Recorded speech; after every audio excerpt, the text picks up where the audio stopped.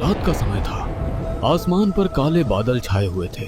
ठंडी हवा गांव की गलियों में अजीब सी सरसराहट के साथ घूम रही थी। कभी कभी बिजली चमकती और खेतों में खड़ी ऊंची ऊंची फसलें भूतियां परछाइयों की तरह हिल उठती।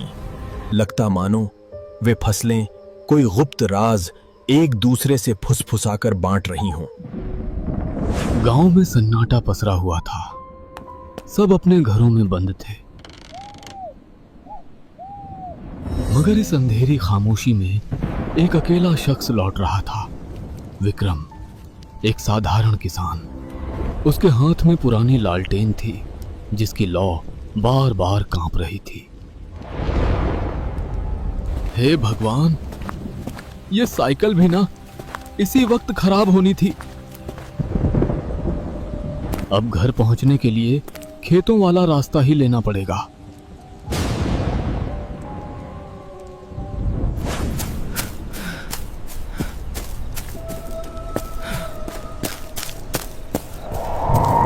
वह पगडंडे पर बढ़ ही रहा था कि हवा में अजीब सी फुसफुसाहट गूंजी। वापस लौट जाओ। कौन है? सामने आओ।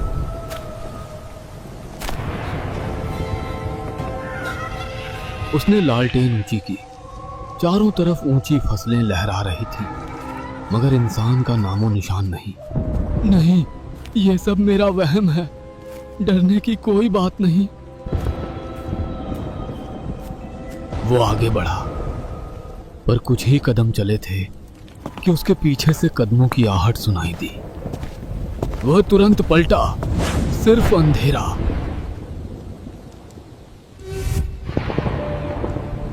कौन है वहां? सामने आओ।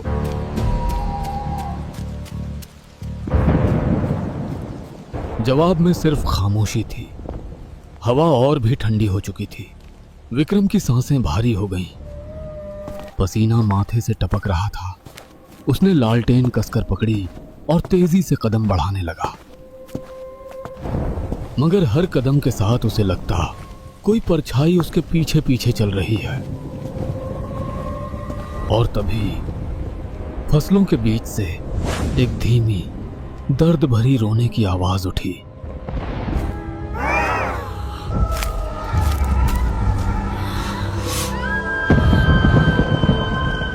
हे भगवान, ये किसकी आवाज है? विक्रम का दिल जोर जोर से धड़क रहा था। उस दर्द भरी रोने की आवाज ने उसके कदम रोक दिए।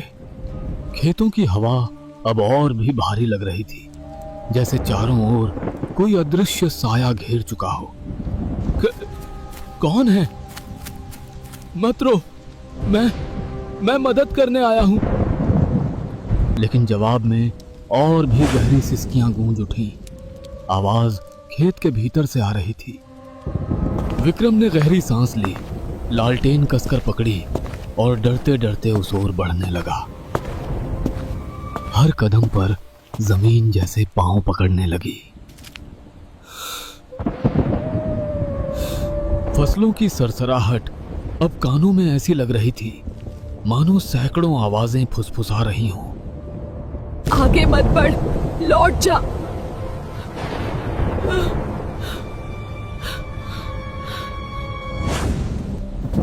ना, नहीं, ये बस मेरा वहम है। किसी को मेरी मदद चाहिए। वो खेत की गहराई में पहुंच चुका था। अचानक लालटेन की लौ एक पल को हिली और बुझने जैसी हुई। उसी क्षण उसने देखा, फसलों के बीच एक लंबी परछाई खड़ी थी, लाल कपड़े से ढकी हुई, सिर झुका हुआ।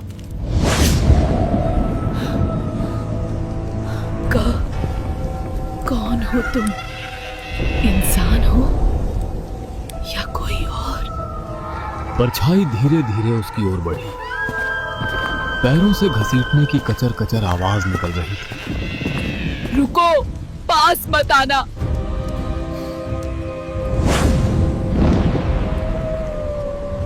अचानक वो आकृति रुक गई और फिर उसके मुंह से हल्की सी हंसी निकली, ठंडी, खोखली और इतनी भयावह कि विक्रम की रगों में खून जम गया। विक्रम की सांस अटक गई। उस ठंडी हंसी ने उसके शरीर को बर्फ की तरह जमा दिया। लालटेन की कांपती लौ में अब वो परछाई और साफ दिखाई देने लगी। चेहरा झुका हुआ, बाल बिखरे हुए और हाथ बेहद लंबे, मानो इंसान के न हो। तुम कौन हो? रास्ता भटक गई हो क्या? बताओ, मैं मदद कर दूंगा। वो औरत अपना सिर धीरे धीरे उठाती है। चेहरा देखते ही विक्रम की आंखें फैल गईं। आंखें बिल्कुल सफेद, बिना पुतलियों के, होंठ फटे हुए और उनसे खून की पतली धार बह रही थी। क्यों आए हो यहाँ? ये खेत तुम्हारे लिए नहीं है। मैं तो बस घर जा रहा था, मुझे छोड़ दो। औरत अचानक जोर से हंस पड़ी।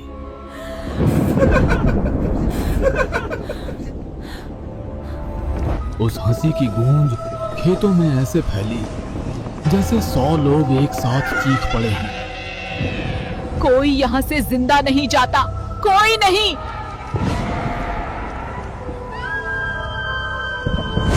विक्रम का दिल सीने से बाहर निकलने को था। वो पलटकर भागने ही वाला था कि उसके पीछे से किसी के तेज कदमों की आवाज आई। उसने डरते डरते मुड़कर देखा। वहां एक और परछाई खड़ी थी, काले कपड़े में लिपटी। हे भगवान, ये अब दोनों परछाइयां धीरे धीरे उसकी ओर बढ़ने लगी।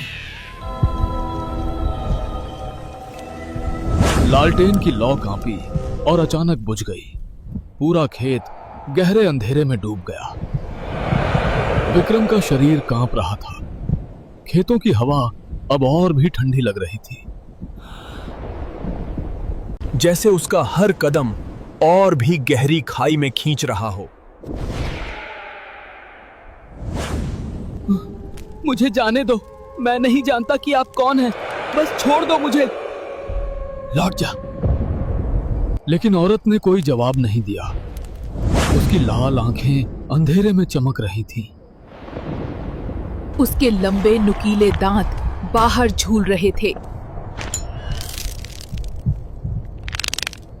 अब तुम भी इस खेत का हिस्सा बनोगे, हमेशा के लिए।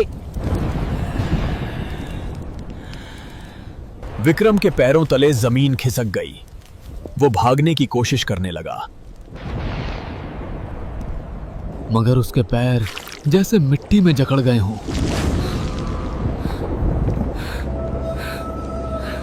नहीं नहीं, मैं यहाँ नहीं मरना चाहता, मुझे छोड़ दो। औरत खड़ी रही। उसकी आंखों में क्रोध और दर्द दोनों झलक रहे थे। उसी समय विक्रम के दिमाग में अचानक उसकी कहानी गूंजने लगी। ये औरत खेत के पिछले मालिक की पत्नी थी। ये उसका पति लालच में आया और उसे मारकर इस खेत में दफन कर दिया। मरने से पहले उसने श्राप दिया था, ये खेत हमेशा भूखा रहेगा और हर रात उन लोगों को निगल जाएगा जो यहां से गुजरेंगे। ये सच है? ये सच हो सकता है? औरत अब विक्रम के बहुत करीब थी। उसकी आंखों में खून उतर चुका था। अब तुम भी हमारे साथ रहोगे। तुम्हारा शरीर इस मिट्टी को ताकत देगा। विक्रम ने चीखने की कोशिश की, लेकिन उसकी आवाज खेत में गूंज कर खो गई। उसकी सांसें अब उसके गले में अटक गई थीं। शरीर धीरे धीरे जकड़ रहा था। और इसी समय विक्रम की आत्मा उसके शरीर से बाहर निकल गई। अब वो भी उन सैकड़ों आत्माओं में शामिल हो चुका था जो इस खेत में हमेशा के लिए फंसी थीं। सुबह की पहली रोशनी में गांव के लोग खेत की ओर बढ़े।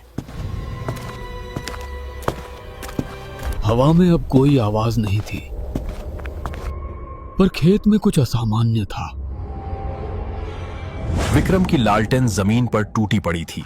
पास में कीचड़ और पैर के निशान थे, लेकिन विक्रम कहीं दिखाई नहीं दिया। ये लालटेन किसकी है? और ये मिट्टी के निशान? यहाँ तो कोई भी नहीं है। गांव वालों ने धीरे धीरे समझ लिया, ये वही खेत था जिसके बारे में हमेशा डरावनी बातें होती थीं। फिर एक और इस खेत की बलि चढ़ गया। यही वजह है कि रात में यहाँ कोई नहीं जाता। सूरज की रोशनी में यह खेत सामान्य लग रहा था। हरी भरी फसलें लहरा रही थीं। लेकिन गांव वाले जानते थे कि इस शांति के पीछे छिपा है एक भयानक रहस्य। ध्यान रखना, कोई भी रात में इस खेत से न गुजरे, वरना। और गांव के लोग सचमुच डरते थे। कोई भी रात के समय इस खेत के पास से नहीं जाता। विक्रम की कहानी अब गांव में एक चेतावनी बन चुकी थी। कहा जाता है कि अगर कोई रात में उस खेत से गुजरता है तो उसे विक्रम की परछाई दिखाई देती है। लालटेन हाथ में लिए पीछे वही औरत जिसने उसे मौत के मुंह में धकेल दिया था। गांव वाले इस खेत को मनहूस खेत कहते हैं। इसे उसकी हरियाली या सुंदरता के लिए नहीं, बल्कि उसके काले इतिहास और श्राप के लिए याद किया जाता है। और हर पीढ़ी इस कहानी को सुनती है ताकि कोई और उस भयानक रात का शिकार न बने। अब भी जब रात में हवाएं बहती हैं तो फसलों की सरसराहट में विक्रम की चीख और उस औरत की भयानक हंसी गूंजती है। और कोई भी जो वहां से गुजरता है उसका दिल डर और रहस्य से भर जाता है। सुनो मेरे भूतिया हवेली वालों दोस्तों, अगर आप चाहते हैं आगे भी मैं इसी तरह की कहानियां लाता रहूं तो लाइक और हाइप के माध्यम से अपना आशीर्वाद दें।